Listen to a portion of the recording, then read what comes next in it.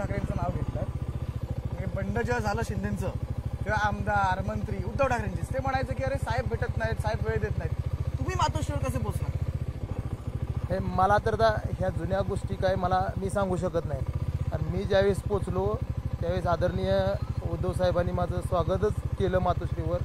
आणि खरं जे अनपेक्षित होतं, आदरणीय जिथं बाळासाहेब बसायचे, जिथं उद्धव साहेब बसतात त्या रूममध्ये नेऊन अगदी मला व्यवस्थित चर्चा केली, कशा पद्धतीनं आपण त्या सर्व गोष्टी पुढच्या केल्या पाहिजेत. मला इथं कुठेही जाणवलं नाही की बाबा असं काय होत असेल असं मला हे वाटत नाही. पण दादा तुम्हाला भेटले कसे? पण ते बाकीचे आरोप करतात ते त्यांचं ठीक आहे, पण तुम्हाला कसे भेटले?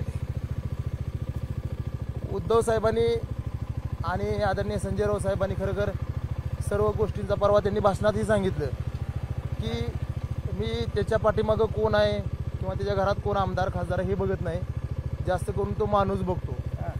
आणि म्हणून त्यांनी माझ्यावर विश्वास जो दाखवला, खरं माझ्यासाठी एका शेतकऱ्याच्या मुलासाठी ही एवढी मोठी गोष्ट आहे की कारण गेली 1.5-2 वर्ष झाले मी मतदारसंघामध्ये गाव ना गाव फिरतोय, पण आजपर्यंत माझा पक्ष ठरत नव्हता किंवा कुठल्या पक्षात उमेदवारी करणार काय करणार हे आजपर्यंत ठरत नव्हतं. पण मला शिवसेना उद्धव बाळासाहेब ठाकरे ह्या पक्षाने जो आधार दिला मला, तो खरं मी आयुष्यभर विसरू शकत